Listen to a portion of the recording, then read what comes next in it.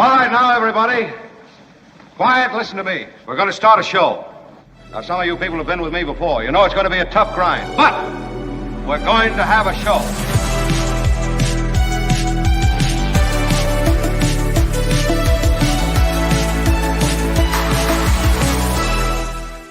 Good morning, all. It is our Big Friday show before Christmas. It's our first Big Friday show before Christmas here on the show that's brand new. In the last 2 months, we've picked up some good momentum, and this is our first big holiday season. I'm excited, so excited for today's show in particular. But I first want to welcome everyone. I mean, I think I got the whole crew here, right? Kim's here. Morning. Yeah. And morning, Albert. Morning. Mm-hmm. Tony's here, too. Morning. You know, so, yeah, if anything technical goes sideways, Tony can handle it. Yeah. First, he'll handle the blame, then he'll handle the problem. So today, I'll just mention we've got a really cool performance coming up right out of the chute from a guy who is so terrific. I'll introduce him in a second. Then we've got Friday Fabulous Florida, as we do every Friday, a special holiday edition that features dominatrix. Yeah, I know. Please hold your applause, too. Well, I told you to hold your applause, but all right. That'll work, too. Yeah. Mark Thompson, a holiday show like a dominatrix. Right. What is the holiday season without a dominatrix? Well put. And I know it's been a very big week in politics, and with tax returns released from the former president and the J6 committee and their final reports, so we'll have Michael Shore and ABC senior correspondent Jim Avila will be along as well. And so there's much a show ahead. Look, you can join us in the chat and tell everybody you know to check this show out, because I'm talking about this particular episode. The guy who I'm astounded, Mark Thompson, the other Mark Thompson, the successful, beautiful, fabulous Mark Thompson. I needed a third descriptive, and I didn't really have it, so I just used fabulous. But he, for so long, was part of Mark and Brian. We had a big conversation here on the show, and you should go back and listen to it because it was great, and he's just done a book and donating all the proceeds to charity. He's quite the guy, and it's kind of cool here after his world has... the Mark and Brian world has moved on, and he's defined himself in the next chapter of his life, and he's done this book, as I say. He did our show, and then he got in touch afterward, and he said, hey, at my book opening at he had a huge show at the Saban Theater in Los Angeles. He said, I was really trying to bring all the people who had touched the Mark and Brian show in to perform and in to be part of it. And I mean, these are big stars we're talking about. But his history with this guy who we're going to bring on, along with Mark Thompson, Mark will really give you a little more of the backstory. His history with this guy is really extraordinary. And this guy is a guy who is an actor, a singer. I just saw his CBS special. He's just done one for Christmas. Quite spectacular. Please welcome two guys, Mark Thompson and Tyler Hilton, everybody. I know. Yeah. What's up? What's up, Tyler Hilton? Quite the singer, actor. I was mentioning the CBS special. I watched a bunch of it. I don't like to feel too good at the holidays, and it was making me feel kind of good and warm, so I didn't see the entire thing yet, but I watched it. You're such an actor, pal. I mean, in addition to being such a great singer, so great to have you here. Hey, and Mark, thank you. I love you. I mean, I think it's kind of a new love. I've always respected and loved your work, but it's been great to get to know you a little bit. And I'm going to turn the show over to you because I know you and Tyler have a relationship, and then I'm really looking forward to hearing Tyler perform. So welcome, my friend. I appreciate that, Mark. And I will tell you, after I was on with Mark the other day, it dawned on me as I was literally doing the show and I was watching this incredibly professional setup that you had. I thought that this might be the way that I could get Tyler on, because when we did the Saban show, Mark, as I told you, every single person that was invited to perform and be a part of that show had a history with the Mark and Brian program. That was the rule of thumb that I followed.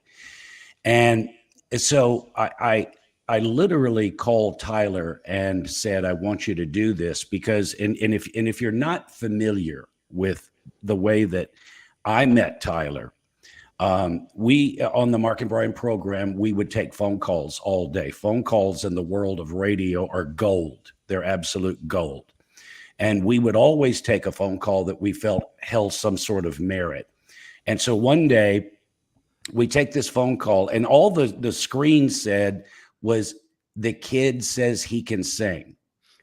Now, for me, this is gold, right. because there's only one of two ways this can go. Either the kid can sing, or even better, he's off.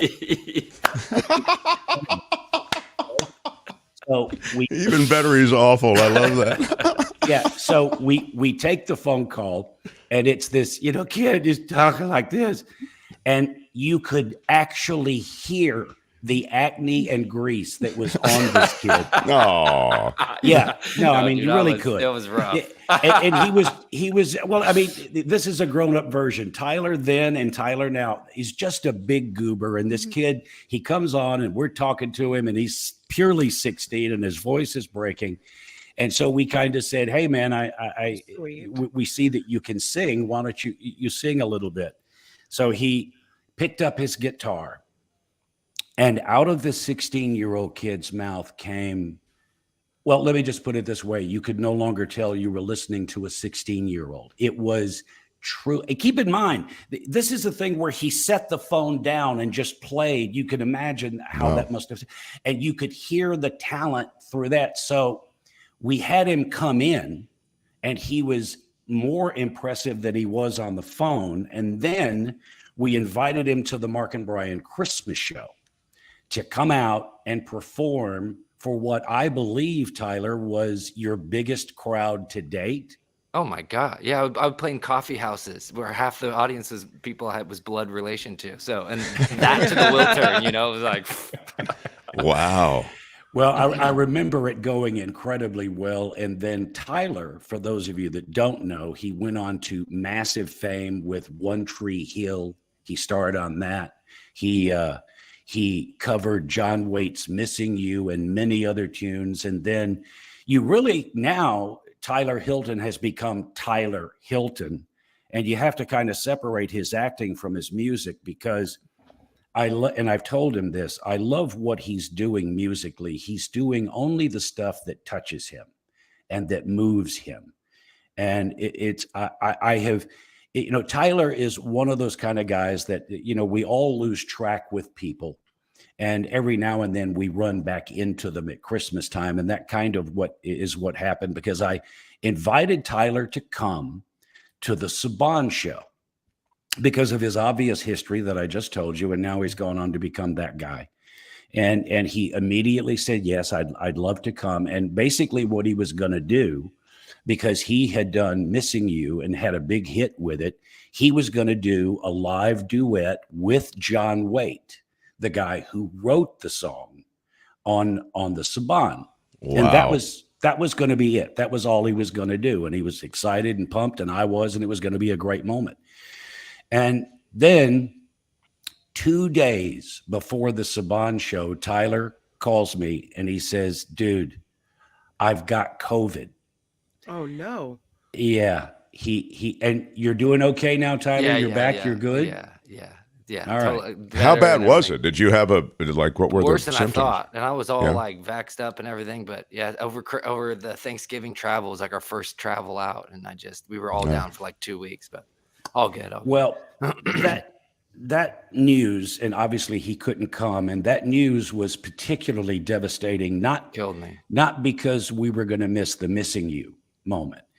It was because of what happened the week before that. I knew that I had Tyler. He's going to come do this with John Waite. And I was sitting outside at 7:00 in the morning, and I'm on YouTube, and I'm going down the rabbit's hole, as we all do with that. And I ran across a video of Tyler singing Have Yourself a Merry Little Christmas.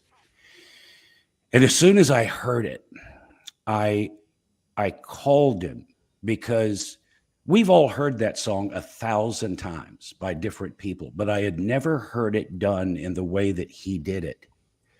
His interpretation of that tune was, I had to have it. So I called him and I told him, and he said, which one? And I said, Have Yourself a Merry Little Christmas. He said, which version? I said, the one that made me cry. What do you say? I want you to come and do this thing. And then I lost him. And the reason that made me so sad is that Mark, I think you know this. I've always had a little bit of a deeper connection with those that enjoy the broadcast that I'm a part of. And I've always shared things with them that, maybe a lot of personalities wouldn't, but I do consider some of them friends, except the ones that don't shower. And there's a fairly sizable section. We were going to make them sit in a special place at the Saban. You found that out at the Saban show also? Yeah. All right. Yeah. And so I wanted to take that moment because when I listened to that song by Tyler, it affected me deeply. And I wanted to share a moment with the crowd at the Saban. And I didn't get a chance to, and that was when I reached out to Mark, thinking that maybe Tyler and I could do this. I wanted to share this with you as we approach Christmas in a few days, because I think that it's a very real part of the holidays. As you know, loneliness is also a very big part of the Christmas holiday. It's one thing to be lonely on a Wednesday, but it's another deal to be lonely at Christmas time. And it literally is a big part of the Christmas holiday. And I wanted to share the story because it's what happened. The moment I started listening to Tyler's version of Have Yourself, I sat there 7 o'clock in the morning trying to wake up, and I was immediately rushed back to the worst Christmas I ever had, which was December of 1981. And I'm going to tell you the story, and a lot of you won't understand why I'm telling it, but I'm giving you this for a reason, which will reveal itself. So I was trying to climb the ladder of radio, and I was in Savannah, Georgia, doing mornings. It was my very first morning show ever. So it felt like I was doing pretty good. And this particular Christmas, my mother, who was the greatest Christmas beast in the world, this woman could cook circles around anybody. It looked like a Christmas bomb went off in the house. And my father hated Christmas. He saw the commercial side of it, and he wanted no part, but she didn't listen to that. And it was the greatest Christmas, and I was going to miss it. I'm 24 at the time, and I'm going to miss Christmas because my car was broken, and I couldn't afford to get it fixed. So I'm alone at Christmas time, and I'm dating this girl at the time. We were about a month in. Her name is Linda. She went on to become my wife. We were dating at this time, and I couldn't afford a Christmas tree, but on the radio station, we were giving them away. So I had Linda call the hotline and pretend to be a listener. That's great. That's bad. Love that. Hey, you do what you have to do. You do what you got to do. I can't afford a tree, so Mark Thompson. we don't forget I'm Brad Pitt, good looking, so it's okay. Oh yeah, you got away with it. So I put her on the radio and I gave her the Christmas tree, and she got all excited, which cracked me up. She was trying to act like she really cared, and so I gave her the tree, and we went and picked it up, and it was all legitimate. We put it in my apartment. And as I said, I didn't have any money. We couldn't afford any Christmas gifts. So we went to the drugstore, and Linda bought a spool of white ribbon. And we went back to the apartment, and we made popcorn, and we tied that ribbon into bows, and we decorated the tree. And then she had to go to the airport because she was flying home to Atlanta to be with her family. So now I am genuinely alone for this Christmas, and the devastation and the loneliness was something that I had never experienced, not at that level. And so I woke up Christmas morning, and I sat on the couch, and I'm drinking coffee and smoking as much pot as I possibly can just to try to get through this holiday. And I'm sitting there, and I look behind that tree that I cheated and got it into my apartment by lying on the air, and I'm admitting it now. And I see a gift wedged up behind the tree. And I get up and I go over, and it was something that Linda had bought for me, knowing that I wouldn't have anybody or anything. And I opened that gift, and it was an electric train. And I set it up. And it was going around in circles, and my cat, Miss Kitty, my cat, came over, and she's sitting by the train track, and you can imagine the cat's head. She's just doing circles as she's watching it go around. It must have been 5 minutes until she couldn't take it. She reached out her paw and slapped that thing across the room. And it was one of the funniest things I witnessed. So I sat it up and watched her do that all day. But I had a minute to assess the darkness that I was sitting in. I was 24.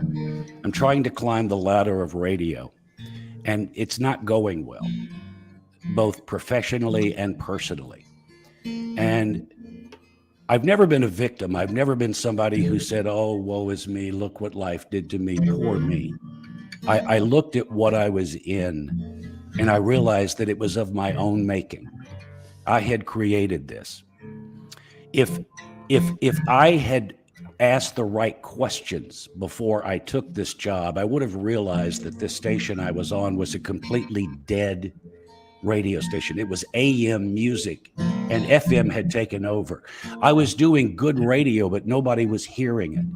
And I literally worked for a tyrant. A guy who hired me was the kind of person who enjoyed making you miserable because that made him happy. And I did that. If I had asked the right questions, I would have known that. And I was dead broke. I didn't handle my money.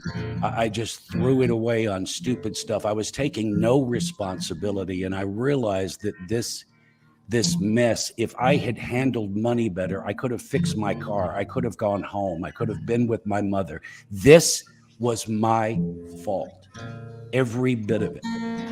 And I sat there on that couch, stoned, and I realized that, hey, bud, if you're going to make it to major market and you're going to do this thing that you want to do, you got to wake up. You got to get better. You got to ask the right questions. You got to be professional. You got to watch your money. You've got to grow up, or this will be your life. And to look back on that Christmas, which is what Tyler's song made me do, the things, sorry. How about the Dodgers? They're doing, well, actually not that well. It's a kind of a sad story. We'll get into that in a minute. The things that I've been able to accomplish, it's hard for me to believe that I was that guy sitting on that couch. But I was. And I wanted to share this because we're all connected. We're all human beings, and we all have dark times. All of us. And they're devastating to be in. But don't you understand, if it weren't for the dark times, the great times wouldn't mean anything. If every day was bright, blue, and gorgeous, you would take it for granted. We have to have the dark to make the light. Bob Ross, I paint. And Bob Ross, the guy on YouTube, he tells us all the time, when you paint a tree, you paint it black, the first version. And then when you put the highlights on, he said, be careful not to kill the dark, because it's the dark that makes the light possible. It feels like the world's on fire to me. And I know that we're all going to go through tough times. I want you to know that you have to fight through it. You have to look at it for what it is. You have to look at it as the gift. I promise you, there is a better day. When you're standing in the middle of a tornado, it's hard to know that there's sunshine just on the outside of it, but there is. And if you lay down, if you give up, that's what bad wants. Bad has lots of ways to put you down. Ignore it. I was that guy sitting on that couch, and I wasn't a victim. I caused that. That was on me. And I wanted you to be aware, if you're really, really in a bad place, tell somebody that loves you, and they will help you, and they will help you find a way to climb out of that thing. Because there is a better day. There is a brighter day for all of us, and we'll do this together because we are human beings. Because I wanted Tyler to come and sing that song for me. It's not for anybody else. I want him to sing it for me, because on that December 81, I was given the greatest gift. It came wrapped in black paper, and it was a gift you can't buy in a store. And Tyler's song took me there. So, Tyler, Would you sing that for me? Have yourself a merry little Christmas. May your heart be light. From now on, our problems will be out of sight.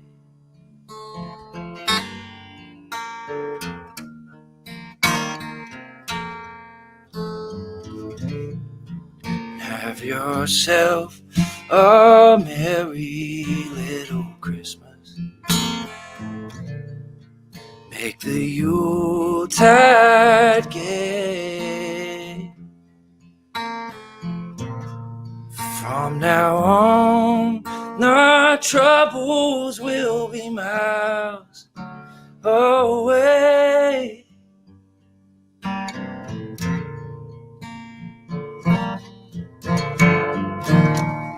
Here we are, as in olden days, happy golden days of yore. Faithful friends who are dear to us, gather near to us once more, yeah. Through the years, we all will be together.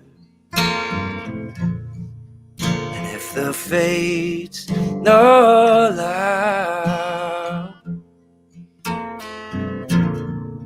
hang a shining star on the highest bough.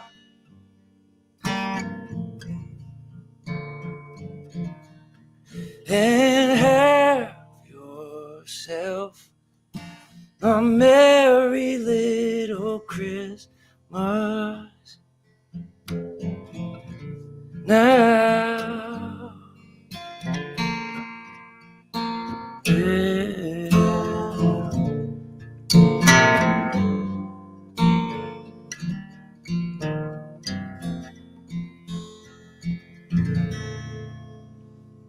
Wow. Wow. Wow. Like, I'm so overcome, I can't even clap. That was amazing. I know. Oh, That- man. I didn't that's think I just- could sing that after that story. That 16-year-old really grew up, huh? Man. And you can still smell the pimples, though. They're right there. I don't know. I didn't smell them, man. That seemed pretty immature to me. Damn. Well, you see, man. this is the guy that Tyler and I, you get busy in life and you kind of rekindle your career. We've chatted a bit. We've talked a lot of creative stuff. We've really enjoyed getting to know each other because Tyler is now a father. Your daughter is how old, Tyler? Yeah. She just turned 3 a couple days ago. Oh, that's So great. what is Christmas going to be at your house this year? Because a 3-year-old, oh This God, is it's real. the magic special time right now. This is the real Christmas, the first real one where she knows Santa's coming, gets the presents, understands it also. She's going to remember shit from now on is the point. So I got to get it together. It's got the first 2 years, you got a couple years to be like, whoops, won't do that again. No, this year. But when my wife was pregnant and I was so freaked out going into this whole thing, I was on tour and I went through North Carolina and it was one of the first times we reconnected. And I was like, dude, I am so scared. I'm about to have a kid. I want to be a great dad. I want to be, I want to keep doing this art thing. Like, how did you do it? Like, and Mark gave me so much great advice over lunch. We talked so long and really gave me some nice tent poles, the kind of advice you don't get unless you ask for it and ask for it from someone really special. And anyway, it's been great. He didn't warn me that COVID was coming though, but the rest of it. But now, cool.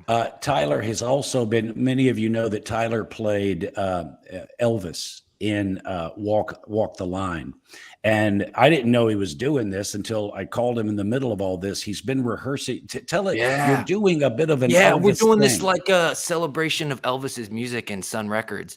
And we're taking it out to a bunch of theaters, myself and a band called Hot Club of Cowtown. That's like a professional Western swing band, stand-up bass. Oh, that's and so great. they're all out of Austin. I've been a fan of theirs forever. And we ended up on the same agency. And we were just like, dude, we got to do something So they booked us at a bunch of like, fancy theaters with like intermissions and shit, and we're like doing this celebration of Elvis's music, and it's going to be awesome. Just the early stuff, like the rockabilly stuff. So, that's really cool. Yeah, it's cool. We're doing it'll be really cool. So the dates, Mark Thompson was thrown out of Graceland. Did you know that? For life, forever. He's banned, lifetime ban. Yeah. What happened? Well, I'll tell it quick. We wanted to broadcast in Graceland shortly after they put Graceland on tour. You could go in, and we wanted to broadcast from the tour, and Graceland said no, and we didn't agree with that. And so we had the engineering department put small microphones inside the handles of these little umbrellas. And we went in and we broadcasted live from inside, and we got caught. We got arrested by the cops, the Elvis police. And they took us, this is like late 80s. They took us to Elvis's kitchen, which wasn't on the tour then. And they took our earplugs, but they left the umbrellas in front of us, and we kept broadcasting the entire time. They're yelling at us. And so they kicked us out. And then the USC Trojan Parade called us, and they said, look, at the end of the parade, we're going to have this 10-foot Elvis head covered in flowers. Do you want it? And we said, duh. So we did what everybody would do. We strapped it to an 18-wheeler, and we drove that Elvis head to Graceland. And we parked our gift, because it was a gift. We were going to say, hey, we're sorry that we allegedly broadcasted from inside. And here's this 10-foot Elvis head. You can have that. And we parked the 18-wheeler in front of the famous Elvis gates. And by doing that, we blocked the tour for 3 hours. Oh, no. The Elvis police came and they started directing traffic around our truck. Never once did they say, move your truck. So we didn't. And that was when the president of Elvis Enterprises came out and threatened to shoot us in the head on Elvis Presley Boulevard. My God. And kicked us out for life. And by the way, years later, 20 years later, we went to the first Elvis impersonators contest at Elvis Week. And I come out of the men's room during intermission, and that guy that threatened to shoot us was coming down the stairs. And I had to know. I had to know. So I walked up to him and I said, hey, man, this is great. And he said, thank you, sir, and welcome to Graceland. He had no clue who it was. Oh, that's great. That's just so great. I love it. Before anybody even mentioned Elvis and Tyler started singing, I actually kind of got a bit of an Elvis vibe. Oh, yeah. Look, I don't know if it was your hair or what, but it was like, this guy's going to be bigger. I know it. Well, I'll tell you this about Tyler when it comes to his music, and we've talked about this. Tyler doesn't succumb musically to stuff that the label wants him to do or whatever. He only does the stuff that moves him from within. And his music shows that, and it shares that. And I do think he has a special place in the world of music while everybody else is, you hear this Christmas album by this massive name, and it's absolutely awful because they just decided to put something out that's going to make money. Tyler doesn't do that. He follows his heart, as does Mark Thompson, who let me to come on and do this special movie. Thank you for tying me into that. But I have to say, we've gotten a couple of comments even in the chat about Walk the Line. I mean, that's a brilliant film, of course, and you're brilliant in it. And for those who haven't seen it or don't remember, go back and see it, the young Elvis. It's really cool. In fact, I'd be interested in your travel schedule to know where you're going to be doing that stuff. Yeah, we're doing some Southern California stuff. We're going to do, I think, Orange County, San Diego, and Palm Desert. Oh, great. So, Mark, I told Tyler to let me know because I'm going. So, Dude, and I know Tyler, so I can get all the tickets I need. Look, I'm all going. You guys come. I'm for reals on this. I really mean it. I really would love to be part of that. Mark Thompson +2? Yeah, that's right. Mark Thompson ×2. And okay. There's two. Which of Mark them Thompson? Mark Thompson took my ticket. Is he bringing two people? No, there's two of them. You are you're just glorious to be here today. Mark Thompson, thank you for making it all happen. I was excited about this, and it exceeded all my expectations. And Mark, your ramp up to it, your introduction, your thoughts, your reflections, truly stirring and emotional. And I thank you for sharing so much and being so open. So I wish you a Merry Christmas, my friend. I really meant that. Just remember, people, when you're in the middle of it, there's a way out. Just keep that in mind, and you'll be absolutely fine. No problems. Tyler, thank you for doing it. Hey, Mark, that thing up on top of your head, is that natural, or do you put something in it? It looks crazy because the headphones are pushing everything else down. Everything else is usually out here. Oh, it's great. It's great, man. All right. Thank you, Tyler. Visit All again, right, will you, thank you, Tyler? And guys. we'll see you my show when you get to SoCal. I would All love right, it. my That'd friend. be great. All right. Tyler Hilton and Mark Thompson. Merry Christmas, boys. See you guys. See you. All right. Good stuff. Good stuff. The Mark Thompson Show. That was really fun. Really, really fun. Wow. I feel very lucky to be a part of that. It's part, as we kind of try to ramp up getting more people to know we're online doing this, I feel like so many more people could have been benefited from that story. I just wish more people knew. So if you can share this show, go back and share it. Please go back and share it.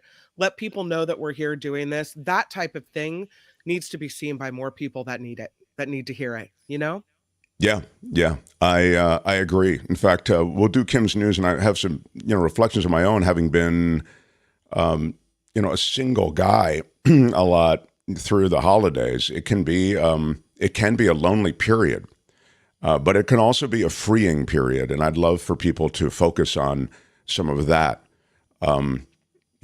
It's but I also think that he makes such a great point about the contours of life. That there is that there are highs and there are lows. And the anxiety of life can oftentimes push you to different places that are really dark. That said, there are also serious. We've seen it. Chemical imbalances and all sorts of things that can affect attitude and mental health as well. So when it comes to loneliness and it comes to the things that are provoking a situation that you may feel you're in, there can be a lot of causes. And I think the advice to reach out is a good one. And you don't always have to reach out to someone who loves you, because you may feel as though no one loves you. That might be the problem. But I think he makes such a great, compelling point that reaching out, because you essentially have a connection. That was the other thing I thought Mark said that was so true, to the rest of humanity. And built into our culture, fortunately, are many vehicles to connect with you and to help you through whatever you may be going through, regardless of its origins. That's why I mentioned the chemical thing as well. So it may be a legitimate, objective reality that's producing the anxiety, or it may be other things. But I thought his advice to reach out, very powerful. So yeah, please share that if you possibly can. So I will, but boy, how great is Tyler Hilton? Oh my God. Wow. Really terrific. Quick break for Kim's News, then Friday Fabulous Florida. We talk politics still on the show today. Much to do. Smash the like button if you would, please. Hit the thumbs up. If you're watching in replay, hit the thumbs up as well. So very important. Smash it with your iron rod. I haven't pitched you for money at all today. I'm just excited that you're here, and we're excited to be here live. Mark Thompson Show. Hey, which one do you use, Mark Thompson? Who's Mark Thompson? The Mark Thompson Show. On the Mark Thompson Show, I'm Kim McAllister. This report sponsored by tax attorney Steve Moskowitz at 888 Tax Deal. Weather warnings are in effect now for more than 200 million Americans due to a massive winter storm, the so-called bomb cyclone, which Mark Thompson #1 says is bogus, has 68 million people experiencing zero temperatures. I just want to clarify, it's real, but I'm saying that labeling it a bomb cyclone is a marketing thing. But it's real. When I talked about the change in temperature, I talked about the drop in pressure. That's all real stuff, and it produces real atmospheric effects. I'm just saying the way they label it and market it now is a little bit of just that marketing. The vision of exploding snow. Thank you. Eastern states, though, are being hit the hardest right now. FedEx and UPS have some bad news for last-minute shoppers. They are warning the winter storm could affect packages getting to destinations by Christmas Day. FedEx said hubs in Memphis and Indianapolis dealt with substantial disruptions last night, while UPS said places in Kentucky and Illinois were impacted as well. The House is expected to pass a $1.7 trillion spending package today. However, House Minority Leader Kevin McCarthy slammed Democrats for releasing the more than 4,000-page bill full of what he called left-wing pet projects just days before the deadline. The California Republican said lawmakers purposely did that so no one would read it. A South Carolina senator is criticizing President Biden for failing to visit the southern border. This is Republican Lindsey Graham urging the president go to the border, hear from the overwhelmed border agents and personnel there. Republicans are criticizing Biden, as they have been for months, due to the surge of migrants and what they say is the looming end of the Title 42 immigration policy. The holidays, not stopping the layoffs at good old Twitter. Nope. A former Twitter employee telling CNN layoffs saw the company's public policy team whittled down to about 15 employees, their public policy team. Before new owner Elon Musk took over, that public policy team had more than 60 people. Meta, or the owner of Facebook, is agreeing to a massive settlement in a case over user data. The $725 million agreement is aimed at resolving a case where Facebook's parent company was accused of giving third parties access to user data despite not having the permission to do so. The case dates back to when Facebook said 87 million users had their information shared with Cambridge Analytica. And judges in the charge of this matter will now have their say on whether that settlement is to be approved or not. There's a new study listing the top spots to celebrate New Year's Eve. Wallet Hub ranking New York City, of course, as the best place to ring in 2023. The personal finance site based the research on things like entertainment, cost, and safety. It looked at other aspects of the popularity of the holiday and the legality of fireworks as well. Orlando, Florida, Las Vegas, rounding out the top three. Meanwhile, North Las Vegas, Nevada, was listed as the worst place to celebrate. So it's funny they break out Las Vegas into North and the main city. Yeah, I get that Times Square is the historic place, but I mean, I don't know if I would consider it. I mean, I hate to say it, but I think some place like Las Vegas, they're both cold, by the way. Las Vegas is cold at New Year's. Yeah. But no, it's a really good question. I hosted it was a syndicated Western U.S. New Year's from the Ferry Building in San Francisco. Yeah. And it was a huge... Do you know who I am? Yes, I'm sorry. Of course, it was a big success, as you might imagine. We did it for 4 or 5 years, and it went to... Because it was sort of a thing. We were orphaned on the West Coast when it came to New Year's celebrations, right?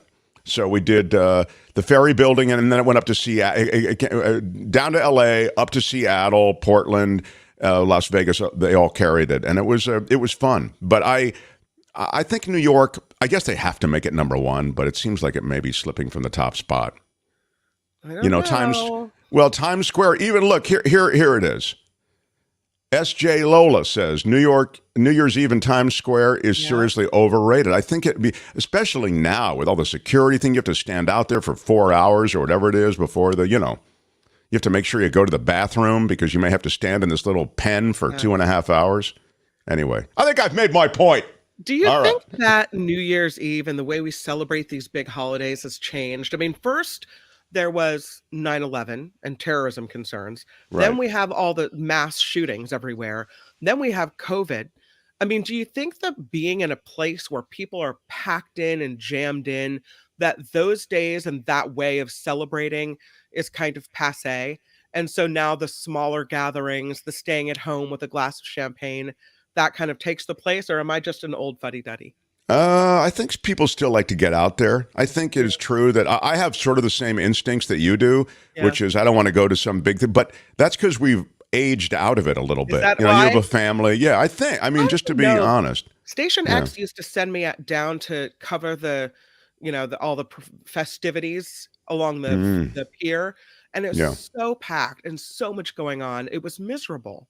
So I don't know. I thought you were going to, or you could say, it was great. All that energy, it was terrific, but you didn't say that. So again, I think we kind of aged out of it. No, but I had to say, hey, I'm down here by the ferry building and it's jammed and everyone's having the best time. That's and the what media I really thing. felt inside was, oh my God, get me out.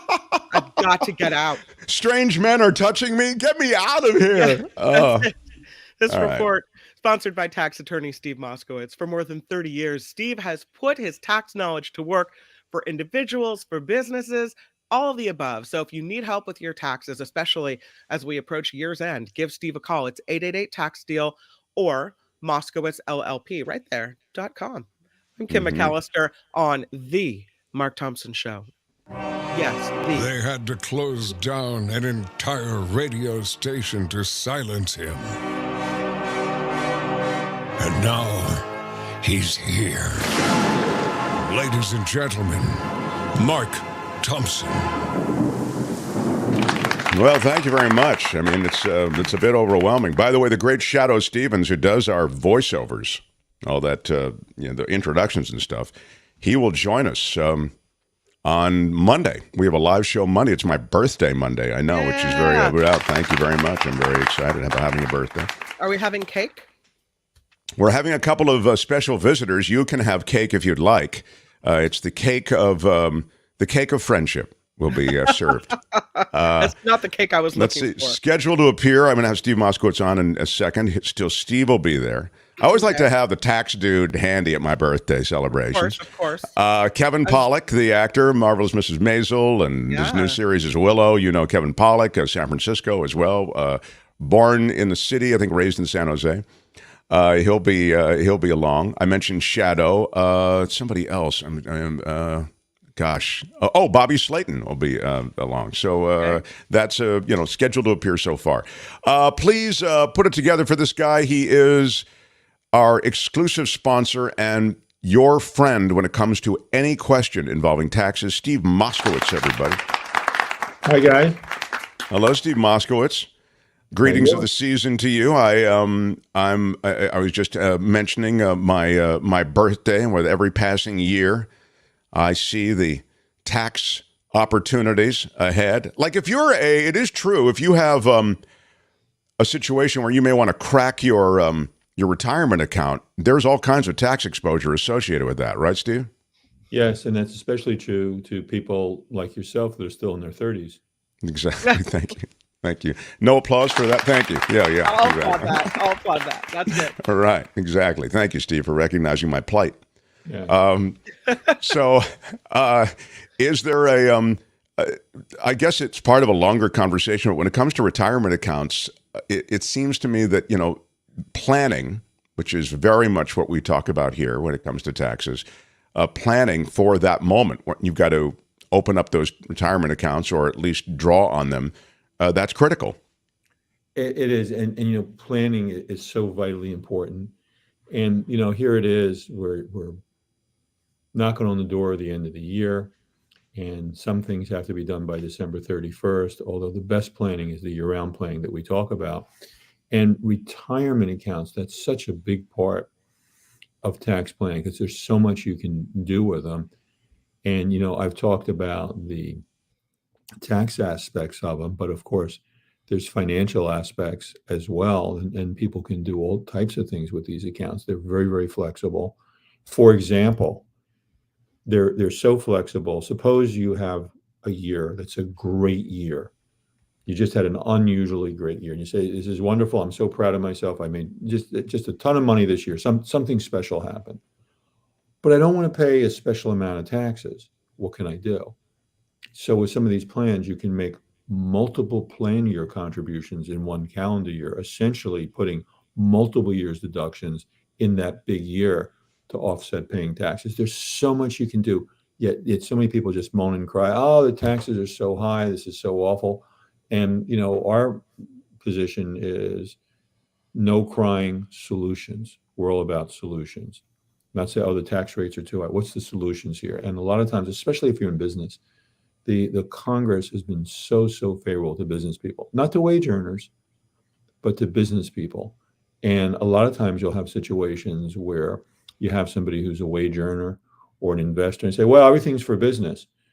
you can set up a business to do this. For example, Thank you. You can set up a business to do the investments. Now you have all the business stuff, and that works. Or you're a crypto investor, you set up a business. So it's not just, oh, woe is me. It's, wait a minute, stop complaining, solutions. This is so critical, what Steve just said. I'm so glad you said it, Steve, because I think there is a sense that, well, I'm not a business, I'm not a small business, so I don't necessarily benefit from this stuff that they're talking about. You need to call Steve because, believe it or not, you have in your world, the universe of things that you do, revenues that you get, you have potentially a small business there. From everything I've understood in all my conversation with Steve Moskowitz, these are the things, these are the insights, these are the advantages that can come to you. 888-TAX-DEAL, 888-TAXDEAL, 888-TAX-DEAL. You can also reach Steve online, MoskowitzLLP.com, MoskowitzzLLP.com, MoskowitzzLLP.com. Steve, let's talk next hour. Thanks, pal. Thank you. Look forward to it. Thanks. Bye-bye. Okay, good stuff. The Mark Thompson Show. Wow, it's getting late, Albert. Why is that? It's so late, Albert. Whoever is producing this thing has no idea what they're doing. Albert, I just don't know. Commissioner, how could it get into the outfield like this? It's been a very emotional time. We've had such a great start to the show, and then Steve Moskowitz also coming in. Yeah. Well, let's make let's call it audible here, Commissioner. I'm going to do Florida, of course. I'm going to do I'd like to do the dominatrix up higher if I could, okay? But we're nimble. We can just go where we go, right, on this? Yeah. Okay, cool. Okay. My friends, it is Friday, and we are live. And I would say a couple of things before we begin. Excuse me. I'd like to clear my throat before I say a couple of things. First, I would tell you to smash the like button like a boss. I mean, smashed it with your iron rod. Yeah. Smashed it with your iron rod. There it is, yes. Smash it with your iron rod, the thumbs up. If you're watching in replay, smash it twice. Smash it no, don't smash it twice because then it'll go off. No, smash it 3 times. All right, smash it once, but, follow through with a power fist or something. Anyway, the point is the likes are important to us. We've been demonetized on YouTube, so I ask you to click through to themarkthompsonshow.com, come to Patreon, or leave us a donation on PayPal if you see it in your heart to do it. Many of you have said, hey, where are the super stickers? Where are the super chats? Still kind of in the deep freeze for another couple of weeks, I think. I've been in touch with YouTube just yesterday. I had a whole big back and forth with them. So we're not fighting. It's just that you're not ever really talking to someone who knows the situation. They're dealing with your story, but they're checking in from it a month ago. So this is our burden, but we appreciate you helping us get around it. And Tony, you'll help me. I want to be able to acknowledge, in addition to the credits at the end of the show, all of the people who are our patrons, and we do add PayPal names to that as well. Yes. I want to be able to recognize some of the people on the air. So you'll help me with some of the larger donations. I'd like those people to get on-air recognition. So we'll do that over the weekend. And on Monday, on my birthday, I'd like to really uncork it for those people who've been so supportive. I very much appreciate it. Everybody you see as part of the show, I have to pay them. And I'm not taking any money now, but eventually I'll get money too. But right now I want to keep this thing afloat. And sadly, it takes money to do it. So appreciate your help. And now, without any further delay, let's do some Florida. It's time for Friday Fabulous Florida. There is a gigantic alligator in my kitchen. A look at the weirdest stories from our weirdest state. I will start with a Florida dude, or the oft-used term Florida man, 18 years old. He accidentally shoots a woman at a party. No. Yeah.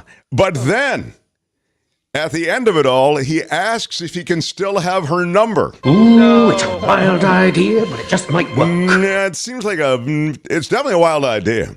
18 years old. That is not a meet cute. No. He was arrested after he accidentally shot with a gun. He shot a woman dancing with him at a Cocoa, Florida house party. That's right. Multiple witnesses told police that the victim of the shooting had been twerking near Maurice Thomas, who's the 18-year-old who shot her. And the twerking, I guess, got him so excited with his firearm that it discharged. And it fired a round. What? Yes, into her back. Oh. Yeah. Another witness said the gun just, quote, accidentally went off. Yeah. Okay. Yeah. The play of the play that the player played is this. He said in a message that he sent her on Instagram 2 days later, "I'm truly sorry. That S was never intended to happen, especially to you." And this is the great play. If there's any way I can get a second chance and talk to you on the phone, can you please let me know your number? Please send your number. I got to give him credit for, Dude, I twerked for you and you shot me. No. Yeah. No.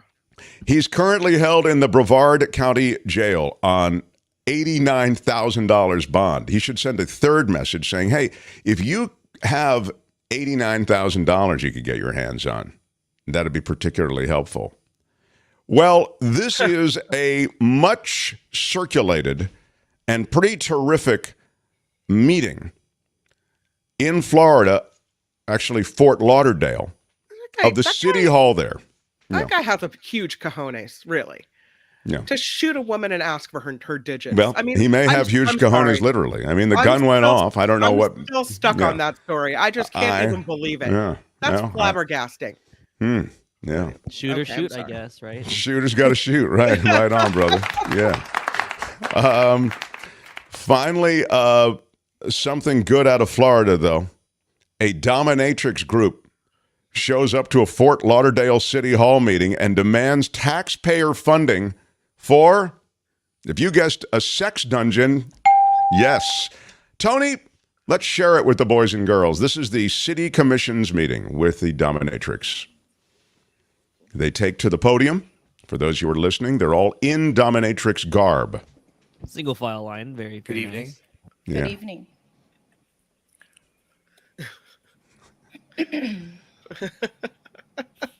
Good evening, council peoples. You may call me mistress. I am here standing neutral to the motion approving an agreement for the proprietary purchase of yard waste processing and disposal. They're going to purchase this public space. I find it interesting that you will spend almost $1 million to hide your secrets down the drain. Oh. What? Hiding that condom I know you used to cheat on your spouse with. So, wow. What? that you use a quarter of that mill to support doms and subs in Broward County to build a dungeon created for us by us, the taxpayers and voting citizens. In closing, do not let this glamorous look distract you from doing your duty to take my demand. I look forward to spanking each and every single one of you at the new esteemed dungeon. It's fantastic. Wow, that is. Watch the way they walk out. It's beautiful. Okay, Anyone else thank wish you. to speak? You're being Look done. at the strut. That's right. City manager, are there any districts that have a dungeon? Not that I know of. Well, maybe that's the problem. How would you handle this? We could try ignoring it, sir. I think that the Florida, you're beautiful. Yeah, that's pretty strong. They came in, they knew what they wanted to say. I'll give them credit for not taking a lot of time. They were theatrical, but they didn't they didn't pad their part at all, which is really kind of cool. They're in, they're out. Yeah, they're in, they're single out. File in, say what you need to say, single file out. She seemed to know a little something about people's private lives, She seemed very in charge. I'll give her that. Yeah, she was very in charge. That's why they call her. Girl, you just woo. I think they call her mistress, or what did she want to be called? Mistress, I believe. Mistress, yeah. A Florida man is arrested with 10,000 fentanyl pills in Mount Laurel Walmart parking lot. Yeah, That's where all the quality fentanyl work is getting done. There in those Walmart parking lots. The arrest stemmed from joint investigations by local, county, and federal authorities. Shane Smith is his name, 33 years old, from Daytona Beach, Florida. He had 10,000 fentanyl pills worth about $40,000 on the street. And he was arrested, and he's been charged with 2 counts of distribution of a controlled dangerous substance. And he's at the Mount Holly Superior Court Jail. The pills seized during the arrest were multicolored. They're known as rainbow fentanyl. That's a new method, I guess. This is what they say, of having the fentanyl, displayed, used by drug cartels. Yeah. And the reason they distinguish it as rainbow fentanyl is because they can work it through, they can smuggle it into kids' candies. It's not to smuggle it to the kids, which was sort of a misunderstanding of, I think, this process early on, but just to get it, just to smuggle it in general. You could intermingle it with this other stuff, right? No. Yeah, that's true. Yeah, the fentanyl available in the U.S. mainly supplied by 2 criminal drug networks out of Mexico, the Sinaloa cartel and the Jalisco New Generation cartel. Here's a picture of it being smuggled in candy boxes. This is actually from California, but same kind of deal, Yeah, this guy had a lot, 10,000 fentanyl pills. Yeah. I don't think he'll be seeing anything for a while. It's raining monkeys in Florida. What? A Florida man records monkeys jumping from trees into the river at Silver Spring State Park. He videoed them. This is Ocala, Florida. Is that how they say it? When you're exploring the great outdoors in Florida, they say you might expect to see alligators in the water or native egrets flying above, but one man and his family were boating down the Silver River in Silver Springs. They didn't expect to see monkeys leaping from trees into the water right in front of them, but indeed, that's what they got. They're all jumping. The monkeys. What? Yes. It's raining monkeys, he said. Wow. Yeah, it seemed to be a turf war between 2 separate troops of monkeys. Oh, that can oftentimes be very, very difficult. Yeah, the monkey turf wars, very, very rough. I went to the monkey preserve in South Africa. It was a while ago. I just remember it's quite a vast area. And you hear, this is so eerie. You hear is it the macaws or the monkeys, macaque maybe, that they scream, kind of almost that baboon screaming. It's really eerie because they're talking to each other or they're claiming territory, or the macaque monkeys, maybe it is. Wow, it was really intense. Here is the monkey video, them jumping from trees. Here we go. Oh my God! That's wild. They're just jumping into the water from the trees. No, I'm not. Love that stuff. Up. Oh my God.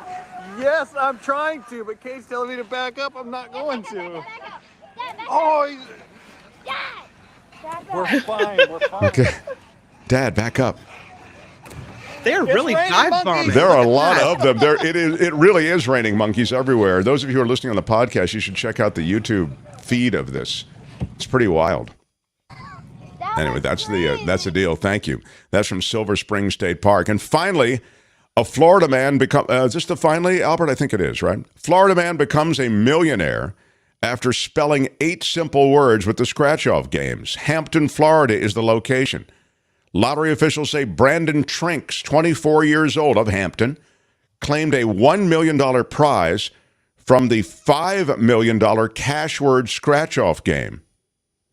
He wanted the one-time lump sum payment of $780,000. He bought the winning ticket at the MJM food store on U.S. Highway 301 South in Hampton. You know where that is, guys? That's right near the Whole Foods, Mark Thompson. Yes, it is. It is near the Whole Foods.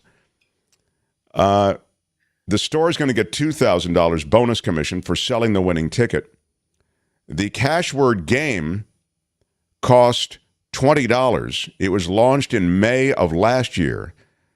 And what did he spell?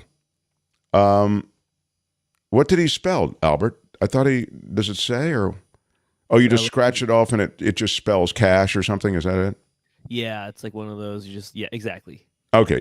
In other words, you just scratch it off, and if it spells out the winning word, then you win it. And this guy got $1 million. That's pretty strong. That'll buy a lot of fentanyl. SAT word. Yeah, I thought it might be a dingable word, but it wasn't.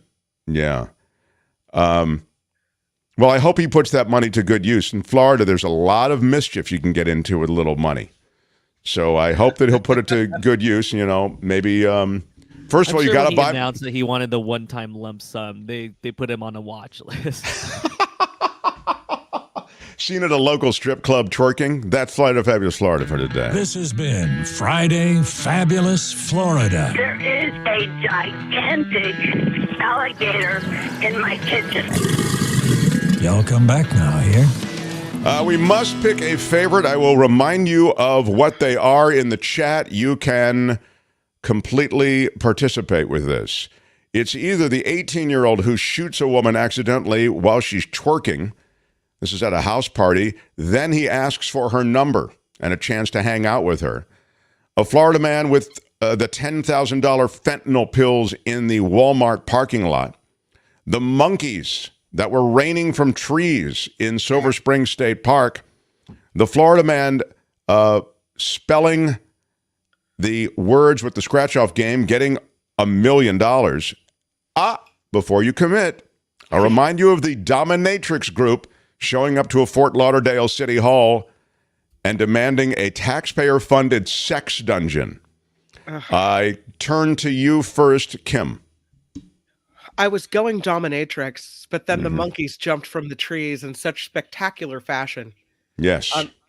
I think I'm still going dominatrix. Dominatrix says Karen Q. Yeah, it's really very Florida. Free-falling monkeys says Indirect. Jumping monkeys says Joanne. The monkeys says Kathleen.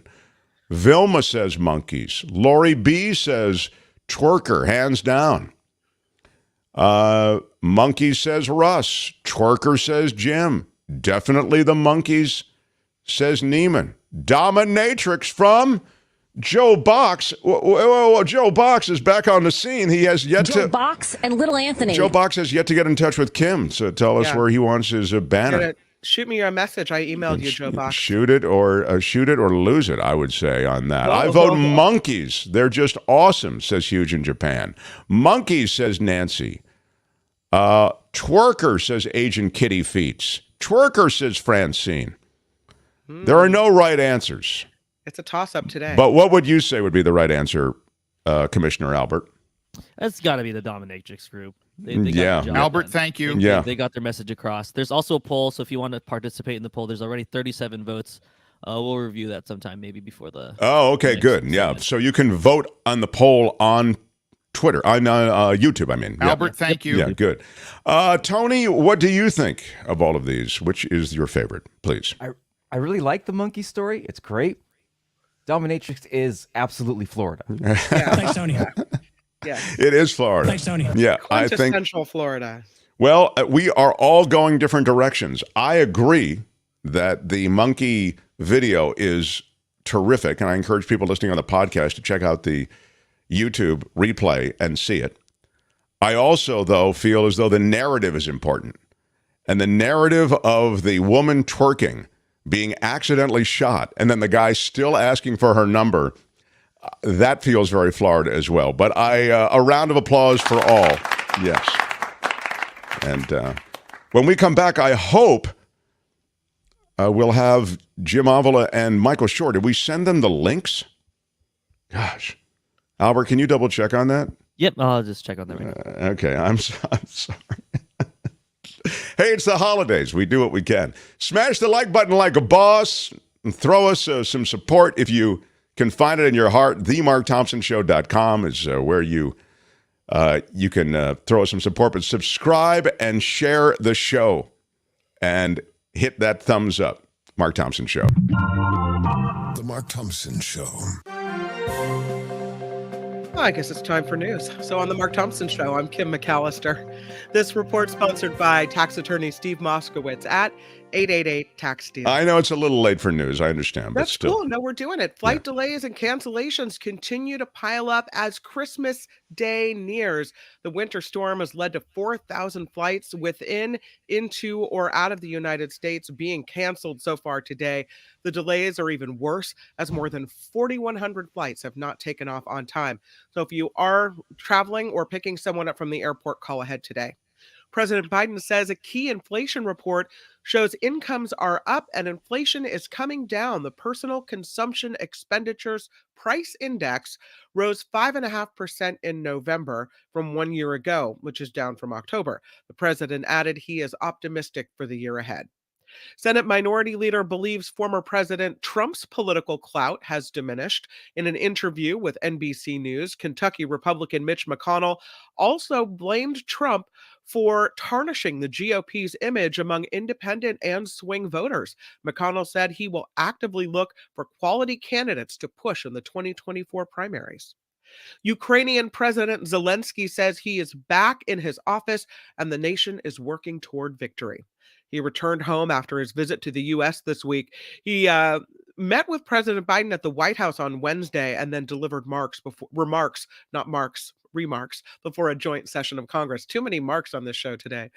UCSF Medical School in San Francisco, they're apologizing for conducting dozens of unethical medical experiments on at least 2,600 incarcerated men. This happened in the 1960s and 70s. Among these experiments, putting pesticides and herbicides on the men's skin and injecting it into their veins as well. Oh, my God. 2 dermatologists at UCSF, one still remaining at that university in employ, conducted these experiments on men at the California Medical Facility. That is a prison hospital in Vacaville. Again, it looks like this happened in the 60s and 70s. One of the researchers has passed away. One still works for UCSF, but his son is telling ABC7 News that his father had a stroke recently and is unable to comment on what happened there. Police in a small Kentucky city relieved this week when a call about a man exposing himself outside of a house turned out to be a National Lampoon's Christmas Vacation holiday decoration. I actually have it. I'm going to show it to you guys. This is pretty funny. Oh, my God. So this lady calls the police because she's like, hey, there's this man exposing himself, right? It turns out not to be this way. It's just a Christmas display. Let's see if I can find the picture. Lampoon. There you go. There's the photo. Oh, my God. I love that. That's really not so look bad. Like he's exposing himself. It doesn't look so not at bad, all. right? That's not bad. That's how I go out and get the paper every morning. It's not that bad. That's how Mark looks. This National Lampoon's Christmas Vacation holiday decoration, the elaborate decor on a lawn in Shepherdsville, 20 miles south of Louisville, was built around a mannequin decked out as the movie's obnoxious Uncle Eddie, played by Randy Quaid. The woman who owns the house said National Lampoon's Christmas Vacation is her favorite Christmas movie, and next year she plans to expand her display to include more characters from the movie. Wow. There you go. Yeah, Merry Christmas. I love everybody. it. Yeah. Yeah. This report sponsored by tax attorney Steve Moskowitz. For more than 30 years, Steve has put his tax knowledge to work for individuals and businesses alike. If you need help with your taxes, don't call Uncle Eddie. Oh, no. Call Steve Moskowitz at 888-TAX-DEAL. Find him online at moskowitzllp.com. I'm Kim McAllister on The Mark Thompson Show. Do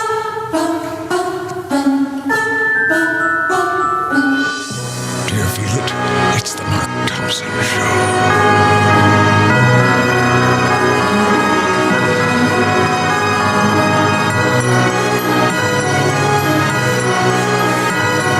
Who's Mark Thompson?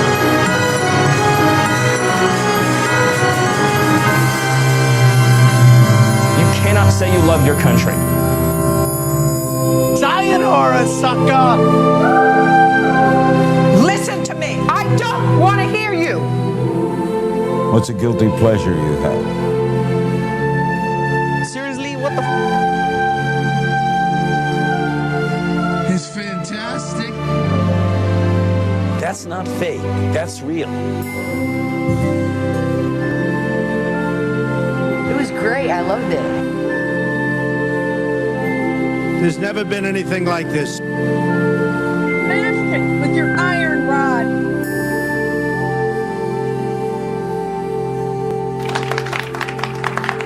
What up, everybody? Greetings of the season to you. However you're rocking the holidays, we appreciate you spending time with us, and we are here live today. I know a lot of shows are going down for the holidays. I think Nikki and Chip both are not doing live shows today. Or There's no day off on the Mark Thompson show. No, we are still at it. It seems like a pretty busy week, to be honest, and we've been favored today with the terrific Tyler Hilton performance. If you missed it, you should go back and check it out. It was in the first hour. He's, everything great. Magnificent. From One Tree Hill, he's a terrific actor, but he's a remarkable singer, musician. He played the young Elvis in Walk the Line, and he just finished that CBS special I mentioned to you. It was the Christmas special, really a feel-good special. Yeah. Anyway, we do have the poll results before I bring on Jim Avila. What was your favorite Florida story? Here it is. Yeah. The Dominatrix group edging out slightly. The Reigning Monkeys. 40% for Dominatrix, 37% for Reigning Monkeys. Pretty close. Twerking got 20. Yeah, Lottery got 1%. One person liked the lottery story. All right, well done. Yes. Well, I guess with no one getting 50% plus one, Jim Avila, we probably have to go to a runoff. But here he is, ABC's longtime senior correspondent, White House correspondent, Jim Avila. He is. Is there any better way to spend the holidays than to have Jim Avila in the mix? Very cool, pal. We love having you here. Thank you. And now he's muted. You got to unmute got a nice him. Haircut. Look at that. He always looks good. Today. He always looks sharp. Yeah. Jim, I'm not muted anymore. No, you're not, and you're not muted in life either. I love that you've been cut loose now with your opinions, because that's the one thing that benefits, well, probably a lot of benefits, but one of the benefits that accrues to you, not having to be shackled by neutrality. Yeah. So you've been really outspoken about, I'll just remind everybody, for those who are new, Jim was the guy who, against these headwinds of pundits saying it was going to be a red wave, he was the guy who said it wasn't going to be a red wave, and he showed you why. He told everybody on the show why he did, and everything you said, Jim, did come to pass. So this has been an eventful week. We get the J6, their last public offering, which did have a couple of key moments in it, I thought, and meaning new stuff, as well as sort of the collection of the evidence, a distillation of all the evidence. Distillation, I guess, is a ding word. But then the release of the report, and there's even more in that. So we'll get to other stuff going on, but I wonder if you can give us some thoughts on the J6 committee's work and the likely the criminal referrals and the likely results. Well, let me say first that the January 6th committee has done a masterful job of presenting the evidence the last few months. And they did it in a very TV-friendly way because they had my old boss, James Goldston, in charge, and Stephen Baker, the former producer of Nightline, at his side, producing these hearings, which were not just senators or congresspeople, actually congresspeople, coming out and making speeches. It was actual information presented in a friendly way. I believe that this week they made their biggest mistake of all. How do you release the final report on the Friday before Christmas? I see. It is just a massive mistake. Nobody is paying attention. Nobody really wants to hear about this the day before their holidays begin. And all this important information, it's chock full of very important stuff, comes out, and nobody is really paying attention to it. Who's reading the Washington Post and New York Times today? I had to force myself to do it. So I think it's a huge mistake to wait this long. They should have done it last week. If they're going to do it anytime, they should have done it before Thanksgiving, before people really got in a holiday mode. And I'm really disappointed in the timing of this, because what this report did today, because there are people listening to you, obviously, and they're tuned in to politics, is that I think the biggest thing that they did is that they have put together not only the referrals, but they're asking Congress to not allow President Trump, former President Trump, to ever run again because of his doings on January 6th. Unfortunately, they've done it so late. How are they going to get a vote on that? January 1st, they're out. Republicans take over. Nothing's going to happen. Everything had to be done before this. And now it's just words. And it's really disappointing, Mark. That's a terrific point. And it was 841 pages or 804. I'm just reading the chat now that are going to be lost that the taxpayers paid for. Well, that too, because the GOP will be in charge of the House of Representatives in January, says indirect. Yeah, and I guess that's your point, Jim. Even if you could have forced a vote on it, the banning of Trump from public office and others. I mean, there were revelations in the report. There was the back and forth between Cassidy Hutchinson and the attorneys. I mean, you saw in the report that, again, didn't really get out to enough people. I mean, you make a terrific point about its release timing being so poor.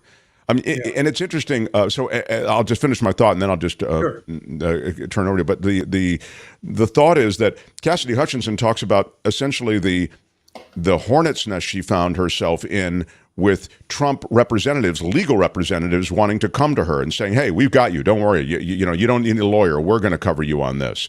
And they said, "Well," and she said, "Well, don't we need some labor agreement?" And no. We're going to cover you. And there was even, I think, a question as to who was going to pay. She knew, and then they said, "Don't worry about it. You won't have to pay. It's not going to cost you anything." She knew. She's what, 26 years old. She's a young person as a White House staffer, knowing, and she talks about this, the fact that if she essentially began down the path of being represented by those attorneys, that if she didn't say and do exactly what they asked her to do, and they did actually ask her to do certain things like, say you don't recall on various issues involving interactions at the White House, that she was worried they would destroy her life.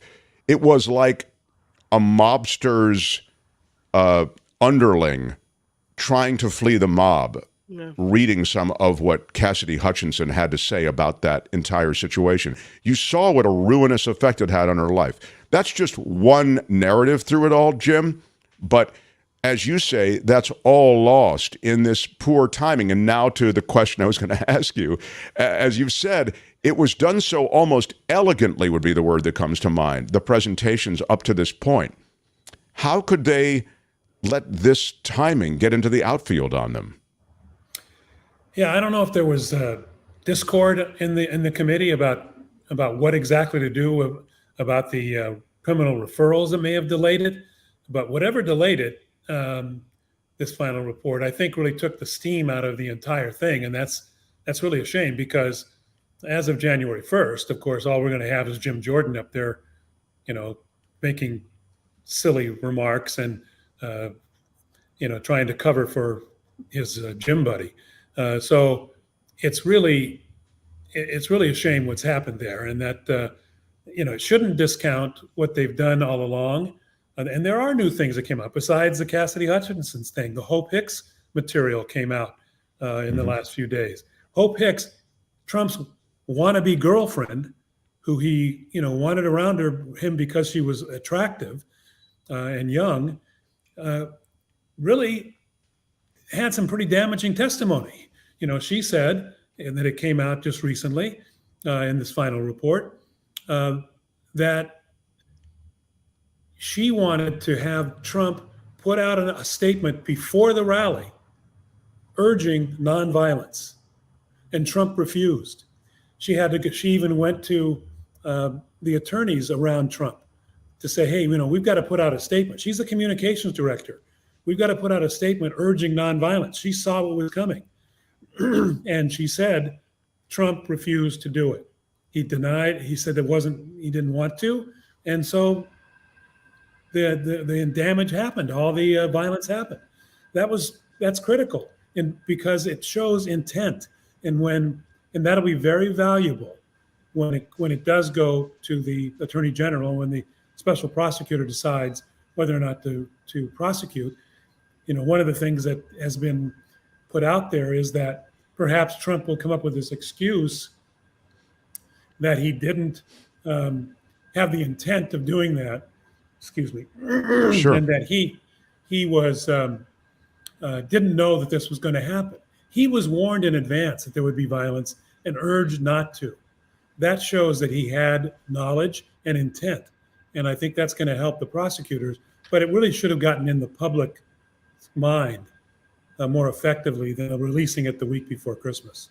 Wasn't there also something in the testimony about him being told that people had guns and a metal detector at the rally, and he said, let him in anyway? Yes. So they're not here to shoot me, I think that he said. Yeah. Right. Yeah. That's what Cassidy Hutchinson brought out in her testimony a while ago. That's out there, that she said that she heard him with state Secret Service people. He was upset because the crowd wasn't as full as he wanted. There were not as many people as he wanted. Yeah. And he said, you're stopping the crowd from coming in. And they say, well, they have weapons, and they have got to go through the magnetometer, whatever they're called, the magnetometer. Magnetometer. Yeah, thank you. And he said, no, they don't. These are my people. They're not going to hurt me. Let them in with their guns, which is crazy. Yeah. And so she testified to that, and that was firsthand testimony. Some of her testimony was hearsay, and that's going to come up when it goes to trial, as to how much she can testify to. But if the prosecutors do go after him on that, they'll be able to bring in the actual Secret Service people, put them under oath, and threaten them with perjury, and they'll have to testify to it. So they knew all this whole time. They've, we've seen it over the months as we go on. The report's ready. Why do they release it now? Like, why couldn't they have done it earlier? Is there some type of planning, of reason that they did it this way, or was this just a blunder? I haven't heard them explain why they waited, and I'd like to ask them a couple of questions, and I hope they are asked about the delay until now. Only thing I have heard is what I've mentioned, is that there was some debate about whether or not referring this report criminally on Trump would do more harm than good. Because now what happens, there was some debate about whether or not that should happen. And the debate was, if we do this, it sounds more political. And that the Congress asked the Justice Department to press charges. If the Justice Department did it on its own, then it wouldn't seem as political. Right. So that was the debate going on, and that's the only reason I can think of that there would be any kind of delay, legitimate reason. They had their ducks in a row. They had plenty of time. Their staff was incredible. So I'm not sure what did that, and I think it was just a terrible mistake. It's not getting the headlines that it should. It's out there. But who is picking up the Washington Post today in California? Who's picking up the New York Times today? Well, and you have the weather. The weather has more than bumped everything off of the. That storm is bumping everything. Yeah. So it's really a shame, and it's their first, in my mind, political blunder, and it's a big one. To me, it's such a brutal takedown of so many arms of the government. I mean, you had it coming from the executive branch, and there are even communications. These text messages that are now coming out really do leave a breadcrumb trail to the Oval Office, to Trump himself. But you have Giuliani and Eastman and all of these others who are mentioned. But I think also in the report, and I guess the details are going to come out, but I've just seen bits and pieces. And I know this also through the hearings, as you say, that were so well laid out. I think you have tremendous buy-in from the Secret Service. We know that Oath Keepers are actually in some of these law enforcement communities that were called upon to keep the peace. And they may have even been part of hatching the plan. There were back and forths between some of these American militia groups, is just what I'll call them, And between, again, Trump's underlings or Trump himself through underlings. Roger Stone. Yeah, Roger Stone, Roger Rudy Stone Giuliani. was helping organize the Oath Keepers, was being guarded by the Oath Keepers right up to the day of the insurrection. So, yeah, the web is finely detailed. And all I would urge your viewers to do is enjoy your Christmas break. Don't worry about it right now. But in that week that you have off between Christmas and New Year's, take the time to read the report and get back active in what's going on. Because January 1st, the Republicans are taking over. And that's going to be a huge change. Now, they'll be in charge of this committee. Jim Jordan's going to be on it. He's going to be brought on. And he's going to be a big voice, again, for Trump, spewing all that insurrection talk and all that misinformation. And you need to be armed with what this report actually says before that starts happening, because it's going to be a flood of disinformation. Well, you'll get a flood also of Hunter Biden. You're going to get a lot of Hunter Biden, the laptop, and look, I'm perfectly happy to cast off Hunter Biden, to criminally prosecute Hunter Biden, to even if again that trail goes back to Joe Biden. Look at that; it doesn't appear that it does go to Joe Biden any kind of way that would suggest malfeasance. But that said, I'm ready to take that as well. The last administration engineered a coup on the United States of America. Participants in the coup included the president and his underlings, his counsel, and all of those to whom we've referenced. And I've also included, just in broad reference, the Secret Service and even arms of the of law enforcement. I think that eclipses, in my mind, anything with Hunter Biden and a pay-to-play scheme, essentially. Making Biden money off. Yeah, go ahead. Yeah. Hunter Biden has a terrible drug problem. And I think that's pretty clear. He went through a lot of tragedy in his life, and he's dealt with it poorly. Okay, you've stained that guy. He is, I don't believe in characterizing people as bad people. He has a drug problem. He was given money by a Ukrainian gas company for a job he was probably not qualified for. It was done for influence. If it was done illegally, he should be prosecuted. And I don't think, in my opinion, that the Biden or Joe Biden, the president, or the Democratic Party is going to protect him if it's found that he did that illegally. I agree. And that should be prosecuted. But, they can do two things at once. And it isn't, this is more that whataboutism that the Republicans like to go into. And it's, I haven't heard Democrats saying, don't prosecute him, or he's the president's son, he should be immune. I haven't heard any of that. And because it's not true. He should be prosecuted if he deserves to be prosecuted. And if he doesn't, then, let's let the poor guy alone and let him deal with his problems. That's my opinion on Hunter Biden. Yeah, well, one thing they're not going to do is leave the poor guy alone. You're going to hear more about Hunter Biden than you ever thought you wanted to hear. And as Jim says, if he has some pay-to-play connection to the administration, look, the idea that you trade on your name when your daddy is president, vice president, or in a position of power, or mommy for that matter, but I think when one of your parents is in charge of a lot of stuff, you play off of that name. I hate it. And the fact that it's legal is disgusting as well in this country. I hate it when Hillary Clinton's daughter, Chelsea, can get some big deal as a result of her name, Chelsea Clinton. I hate it when the Bush kids got everything they got. You can go back through time, friends. You don't have to go far. The last administration, this just in, the Trump kids, Eric and Don Jr., couldn't pass a security test. They couldn't pass a security test, a basic security test. They were so compromised. But their dad, who probably wouldn't be able to pass it either, he bigfooted it and got them in. So this idea that Jared nepotism Kushner, too. and Jared Kushner as well. Thank you. Could and not they get all a security clearance.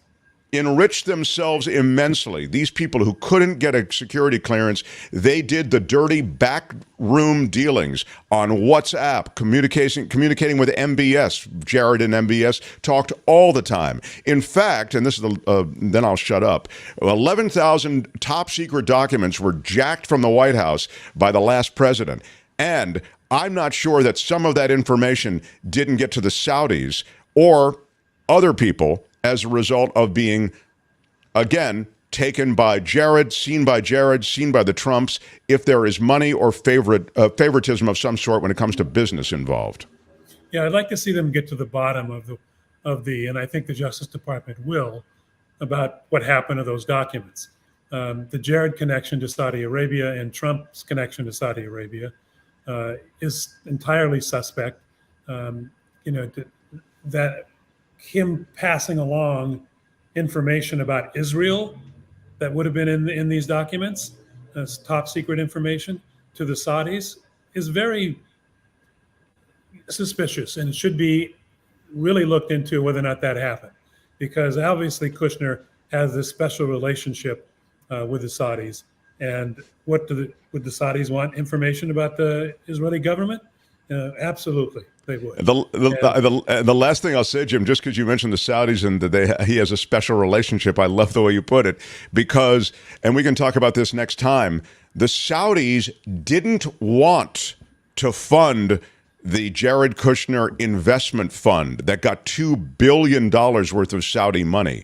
And now in communications that have just become public, you see that certain members of the Saudi brain trust, if you want to think of it that way, they were expressing anxiety about the fact that Jared Kushner had never managed a fund before. I mean, his big brag was doing 666 Park Avenue, right? That was the worst real estate deal in the history of New York. And the Saudis even knew this, right? So they said, well, do we have to go in that heavy with him? We have to fund the whole thing? I mean, he has no, so even the Saudis, they have money up to their ears. They were saying, we don't know that we want to give Jared all that money. And these communications have now become public. So to Jim's point, he has a special relationship with the Saudis. Yeah, that's one way to put it. They single-handedly, essentially, funded his investment fund. There's not a lot of other people in it. Yeah, they do. They own him. Oh, yeah, so true. No doubt about that. Hey, pal, I just care about you, love you so much, and it's great to talk to you at the holidays. Thank you so much for being part of the show. You too. Happy holidays to you and Kim and all the rest. Yeah, Albert. Go Niners. Absolute pleasure to get to know you this year, Jim Avila. Yeah, it's been great. Really cool. Jim Avila, everybody. Yep. See you. Good deal, Jim. The Mark Thompson Show. I have a journalist crush on him. He's terrific. I mean, he's just so... not like a real crush, but like a journalism crush. You know what I mean? Yeah. Look, I don't really know what you mean. I know, but... sounds like something's going on there. So I don't know. How would you handle this? We could try ignoring it, sir. Yeah, exactly. That's what I'm doing. Now, look, Kim, I've got a fork in the road. I've got a holiday fork in the road. I think you just move past me and go straight to the fork. Okay. I have somebody here who joins us on Fridays. He is a magnificent part of this show since our very inception, and inception would be cleanly a ding word. Since I'm not doing the news, though, I would like to have the Michael Snyder movie section sponsored by Steve Moskowitz. Yes, I wonder if you could tell us 1 second about Steve, how to reach him. I would just like to tell you that you can reach Steve at 888-TAX-DEAL. Mm-hmm. You can also find him. You can see it right at the bottom of your screen, all spelled out at Steve Moskowitz. MoskowitzLLP.com. And Steve Moskowitz is your guy for taxes.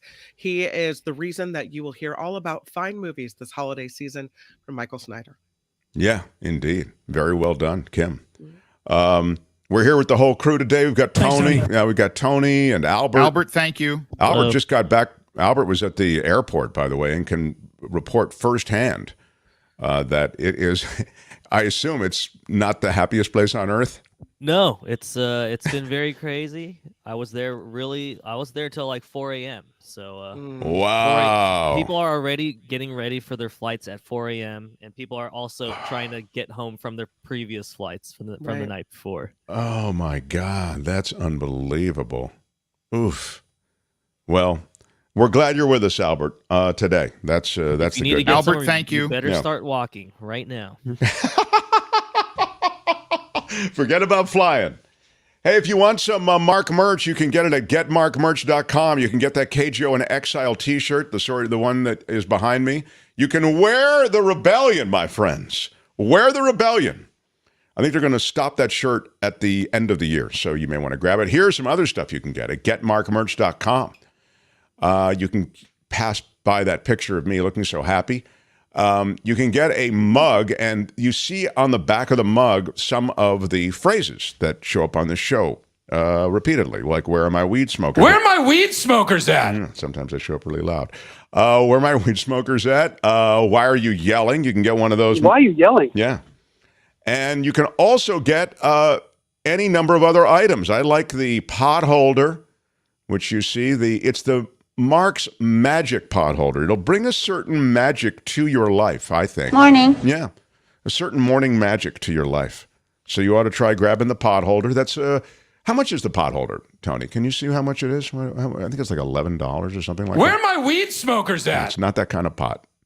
I can't see $15. it. $15. Thanks, Tony. Yeah, all right, $15. And so on. There are all kinds of things on the site. Oh, yes! Thank you for this! Yes, you're welcome. Love it. Love my Mark Thompson Show beanie. I can't rock it like your dad, but I do love it so. And your show. Wearing it, taking out the trash bins in the Mayacamas Mountains. Napa area. In an open air tractor. I love that. It's my favorite kind of tractor. My cheeks are cold, but my head is toasty. Adorable. Look at that. Really, really cool. No, what is her name again, though? Do you have it, please? You didn't send it to me. I just got the message, but I didn't get her name. This is awful. But she's a total badass. Look at her with the driving the tractor. Give me one. She's the okay. We'll get it. That's then I'll awesome. bring you on, Michael Snyder. But this is so cool. I really wanted to get her name. I had it last night, and it just seems like a world ago. I love it. I love that the Mark Thompson gear is everywhere. You never know where you're going to see it around the Bay Area. It'll pop up all over the place. That's right. Yeah, you didn't give me a screen cap, so I don't know who it was from. So. Oh my God! I want to apologize to you. Give me a second. I'll see if I can find it on your Twitter. I did put it on the Twitter for sure. Yeah. I will tell you something else I wanted to share with you. There's really something. There's a piece of video that you will love, and you'll get it right before the end of the show. We'll share it with you. Okay. Didn't I retweet it? Maybe I didn't. I thought I did. How did she send it to me? No. Oh my God. Okay. Well, we've spent too long on it. I'm sorry. We'll make good with who she is. But it's absolutely terrific. So now this guy who writes for the Marina Times, he knows everything there is about movies and music, and he comes and goes on a rainbow. Oh. Wow. Michael Snyder, everybody. Michael Snyder is playing a hurt. He's sick today, but he's now still... Merry Christmas to all. Yeah, Merry Christmas, Mark. Merry Christmas, Kim. Merry Christmas to Albert, the commissioner, to Tony, to Steve Moskowitz, our angel. Yeah. He's the angel at the top of the tree. Am I right? He is. He is the angel at the top of the tree. Very well put. Yeah. Nicely done. Christmas is coming. The goose is getting fat. Please put a donation in the Thompson Show's hat because, you know. That's so well done. Come on. I love it. There's a reason that this place is fun. Yeah. Hey, happy Hanukkah, or if you'd like something more appropriate in these turbulent times, oi to the world, you know. What night of Hanukkah is this? Do anybody know? I think the 6th or 7th. I'm not really sure. No, by the way, I also want to wish a bountiful Kwanzaa to all. And Mark, have you gathered up some fruits and nuts for your Kwanzaa altar? Maybe, I have. A couple of gourds. Yeah, I have. I have a celebration. It actually coincides with my birthday on Monday. Yes. Awesome. Mm-hmm. Hey, have any of you received any cool Christmas cards by any chance? How about you, Kim? I have received some cool Christmas cards. I have some of them here. I have a friend who just sent me a Christmas card with her kids on the front. Isn't that nice? That's sweet. So cute. Yeah, and on the back. But I haven't, you know what I didn't receive? I didn't receive the Mark Thompson holiday card. I didn't receive the Michael Snyder holiday card. Hey, nor come the on. Albert card, nor the Tony. This show is outrageous. Hey, wait. I've been recovering. I've been recovering in my holiday mountain chalet. I just haven't had time to. Yeah. But we don't have a card for the show, which maybe I hope next year we'll have it. A show card, yeah, show card where we'll send it out to everybody who is part of our extended family who supports us, through Patreon or through PayPal or through the various ways. Yeah, I think it is beautiful. So there'll be a warmth about it next year. But this year, there's no holiday card. It's all we can do to get the show on the air every day. We had a holiday show, right? It's fine. Wait. Come on. I mean, even the folks at Pornhub sent one out. It read, "Let's put the X back in Xmas." I thought that was oh, my God. That's terrific. Oh. It was great. I loved it. Okay, stop that. Let's talk movies. What do you say? Let's talk movies, kid. Get on it. Yeah, please. All right. So, screenwriter director Damien Chazelle, who first impressed us with his taught music teacher student drummer drama Whiplash. You remember that one? Sure.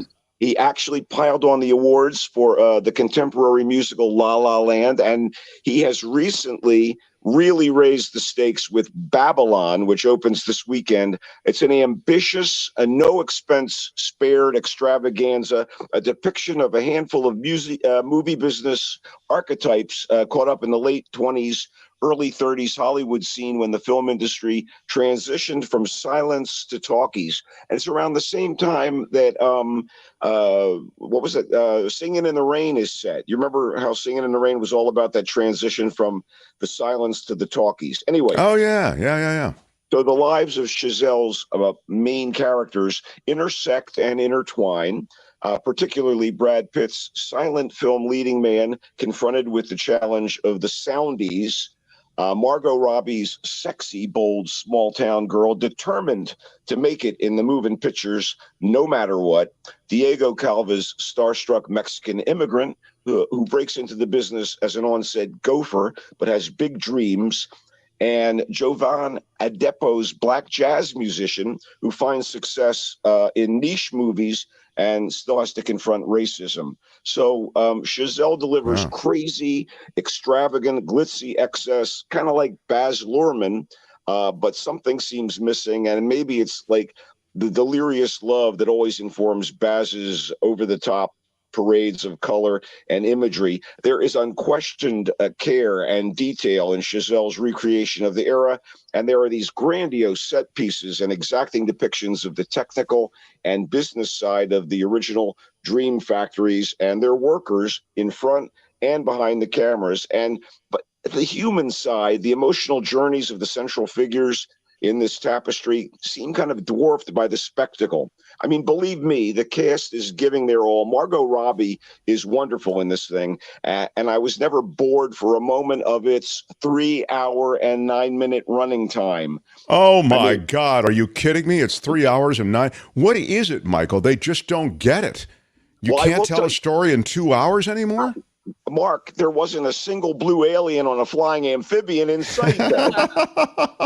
I mean, considering what you do see, from elephants at orgiastic mansion parties to battleground recreations being filmed with hundreds of extras to really like dangerous underground fetish gatherings and opulent Hollywood premieres. What? Queasy back alley trysts. I would not have been surprised to see extras from a sci-fi movie wandering on the studio lots. Quite a few diverting cameos from the likes of Olivia Wilde, Catherine Waterston, Tobey Maguire, Lucas Haas, Jeff Garlin, Flea, and Eric Roberts. But Chazelle's excess comes off as like surprisingly chilly and is eventually exhausting. If this is your sort of jam, and it was mine, I'd recommend it. I mean, I'm glad I saw it, flaws and all. Still, Mank was a better movie about Hollywood's golden age, and you can still catch that on Netflix. Babylon is in theaters, which is where it should be seen by any interested parties. Eventually, it'll reach streaming, but it really is a blockbuster in terms of its visuals. So you got Kim. It sounds like you liked it-ish, but you feel as though It may not be for everybody. Is that a fair way to put it? It's overblown and overdone, but I was enraptured by it as I watched it. I was never bored. Enraptured is a ding word. Yeah, okay, I just don't think it's for I don't think it's for everybody, and I do think people are going to be like, "What?" Okay. Okay. All right, that's Babylon. What else do you have, real quick? Here's a movie I can recommend unconditionally, and it's one that looks lovely on the big screen, but it's a story that's intimate enough to be gratifying to watch at home. Living is a tender, poignant period drama about a conventional man living a conventional button-down life in London, England during the early 1950s. He's a bowler-hatted drone going to a bureaucratic job day after day, then returning home to a drab road existence with his wife and son. Then a catalytic situation forces him to confront the emptiness of his routine and compels him to make changes. First and foremost, Living is a showcase for the subtle and resonant thespian skills of veteran character actor and occasional unconventional lead Bill Nighy. You may recall him from Love Actually or The Best Exotic Marigold Hotel or Pride or Emma. Yeah. Not Bill Nye the Science Guy? Not Bill the Science Guy, no. Okay. By the way, just because I've got a ding catalytic, and I would ding also thespian, although it's used a lot. But anyway, go ahead, Michael. Nighy was the tentacle-faced Davy Jones in Pirates of the Caribbean. How about that? Oh, that's cool. Yeah. Well, in Living, the only tentacles are bureaucratic. Whenever the moment comes, and whether it's big or small, Nighy is a revelation. Living was directed with care and precision and compassion by Oliver Hermanus. Its touching screenplay was written by Kazu Ishiguro. And by the way, Living is based on Ikiru, a movie by Japanese cinema legend Akira Kurosawa. And this has nothing to do with samurais, really. Unless you've seen the original, you probably wouldn't imagine it as the source, because the circumstances and sentiments are so universal. I mean, Nighy should get some award season love for this, as should the entire production, which by the end credits will probably move anyone with a heart. Living is in theaters. Wow. He likes Living, everybody. You really liked it. I'm impressed. You have one do. more real quick for us, and then we got to go. Well, I will say this. Glass Onion is now available on Netflix. It's a Knives Out mystery. We've reviewed it here on the Mark Thompson show before, and it's one of my top 12 films of the year. Thoroughly entertaining, a mix of comedy and whodunit starring Daniel Craig as the Southern Fried Detective Benoit Blanc. I really enjoyed it. I do also want to mention that a couple of women have entered my life in streaming.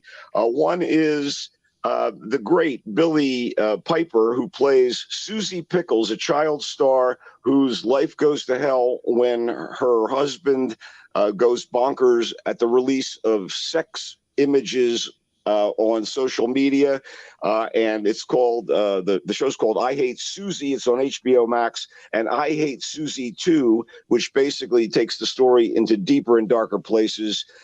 Just dropped yesterday, and it is a tour de force for Billie Piper, who people might know from Doctor Who or her role in the initial season of Penny Dreadful. This is a crowning achievement for her. It's dark, it's funny, it's disturbing. I Hate Susie and I Hate Susie 2. And yeah, Emily in Paris is back for season 3. It's my absolute guilty pleasure with Lily Collins. I know.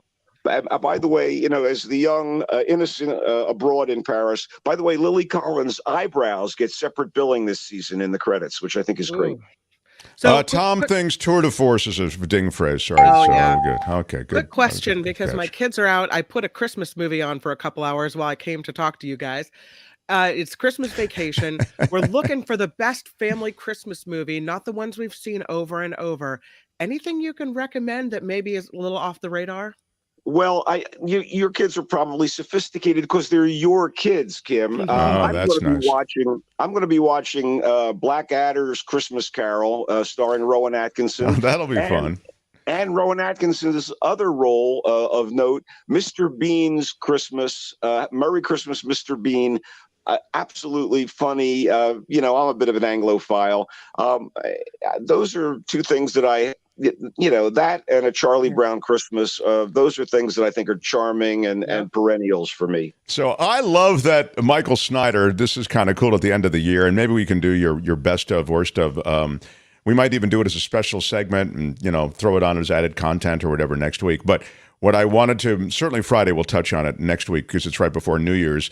I love that he is both the sophisticate with the Korean films that are subtitled, or some film that was, done by, a Czech filmmaker and, crowdfunded to make it. And he likes Mr. Bean's Christmas. Yeah, I love that. Bean. Yeah. It's just great, Michael. Man. Yeah, you've got the full breadth, my friend. All right, I am nothing if not eclectic. You're eclectic, which is a ding word. There you go. Yes, I do want to wish everybody a Merry Christmas and hold your dear friends and family close and dear. The Bay Area lost one of its luminaries on the nightlife scene for a number of years, Jim English, this past week. He was part of my personal tribe of brothers, and he was one of the founders of the DNA Lounge and a lovely man. Jim English, we're thinking of you. You're now swirling in the stars. And I'm surely saddened by this, but I know they welcome you up there in the netherworld. Oh, that's sweet. That's sweet. Well, Michael, thank you for that. Yes, I see the Anglophile as a ding word. Okay. Michael always serves up multiple dings. That's another one of its added benefits.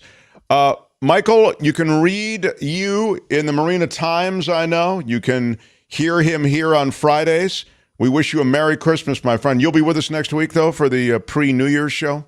Are you kidding? And we can also talk, like you said, about Best of the Year. And there are going to be another handful of releases, new movies coming out. And one more thing, go Niners. Yeah, Albert, do you have anything you'd like to say to fellow Niner aficionado Michael Snyder? I'm with him. Go Niners. The Niners are all we got. The Warriors, it's been rough. The Sharks are tanking. The world is falling, but we got Albert, the Niners. thank you. Yeah, it's very tough. Very tough times. By the way, Merry Christmas. Another, Carlos by the Correa. way. Carlos Correa. It didn't quite work out. He's on his way too. But they might. Hey, maybe the Giants were right about that. Albert, you got to think about that. It wasn't Carlos Correa's fault. So we'll see. There's been radio silence from the Giants that we need to know what happened. All right. He comes and goes. Rainbow. Bye, Michael. Happy holidays, everyone. Happy holidays, Michael Snyder. All right, Michael. The Mark Thompson Show. I did not want to leave you today without sharing with you something that we saw. Now it's got a virality to it. Virality would be a ding word, I guess. But you know what I mean? It's out there sort of a little bit. Mm-hmm. But some of you might have missed it. The U.S. is in the grips of, and I'm a little looser right now because Nikki doesn't have a show today, so I can be like, so if I go over a couple of minutes, not a big deal. All right, yeah. The U.S. is in the grips of this, if you want to call it a bomb cyclone. I know that's the thing they call it, but it's the grips of, legit awful weather system, once in a generation weather system. It is true that these are extraordinary weather events, atmospheric circumstances coming together. So that's certainly true. And the cold is, bone numbing, right? And the conditions are paralyzing in terms of travel. We've talked about that. Yeah. So local news stations send their reporters out. And when they don't have enough in the way of reporters, or they want a sort of all hands on deck situation, which having worked in that business, I can tell you does happen. They send out everybody. It's all hands on deck. And so in this case, the weather guy. They sent out the sports guy. Okay. So this is the sports guy. The sports guy is normally in the studio. He's not used to being out there, with, tell us what's going on out there on the street and these weather conditions. This is in Waterloo, Iowa, on the morning show called Today in Iowa. This is the sports guy. And these are his reports butted up against each other to kind of show you how he dissembles, how he just slowly lets the resentment and the general hostility toward being out there manifest itself in his reports as he complains about having to stand there hour after hour. Tony, if you would, please. Mark, how you feeling out there? Again, the same way I felt about 8 minutes ago when you asked me that same question, right? I normally do sports. Everything is canceled here for the next couple of days. So what better time to ask the sports guy to come in about 5 hours earlier than he would normally wake up, go stand out in the wind and the snow and the cold and tell other people not to do the same. I didn't even realize that there was a 3:30 also in the morning until today. It's absolutely fantastic, Ryan. You know, I'm used to these evening shows that are only 30 minutes long, and generally on those shows I'm inside. So this is a really long show. Tune in for the next couple hours to watch me progressively get crankier and crankier. How do I get that Storm Chaser 7 duty? I feel like Clint got the better end of that deal. You know, that thing's heated.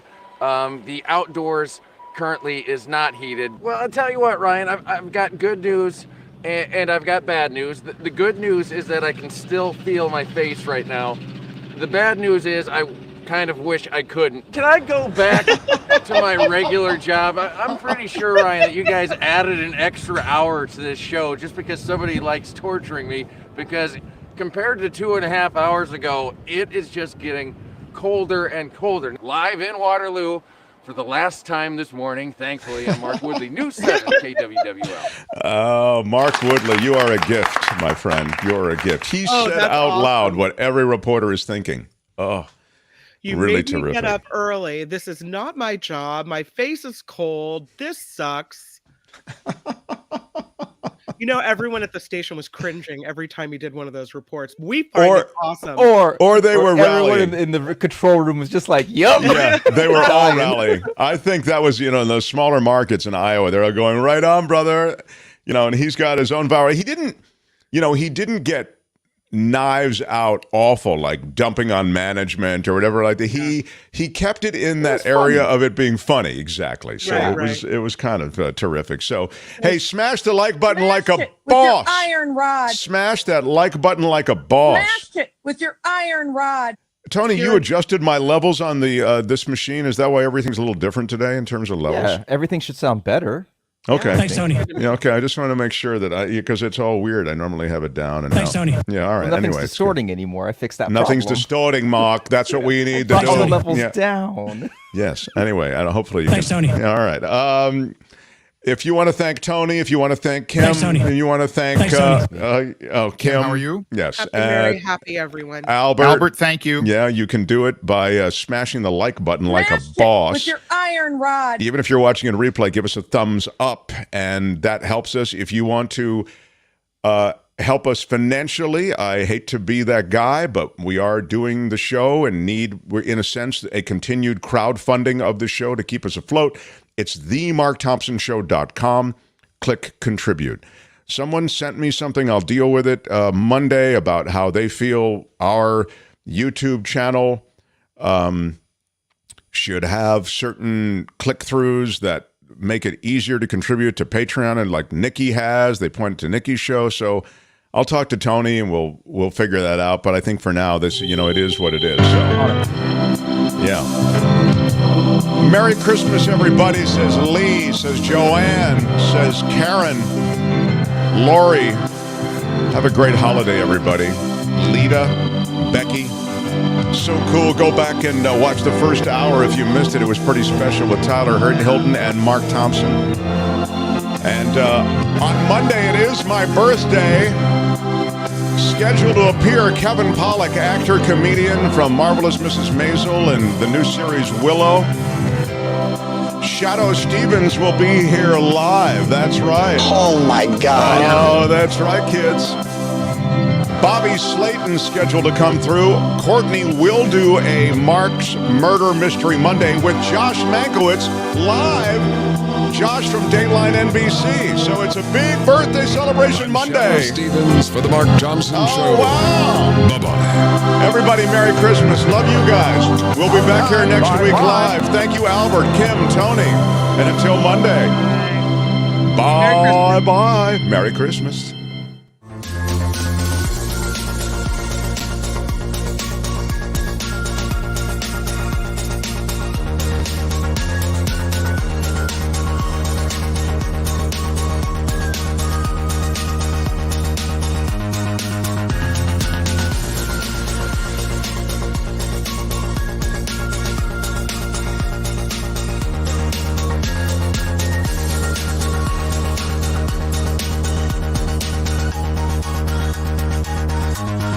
Bye.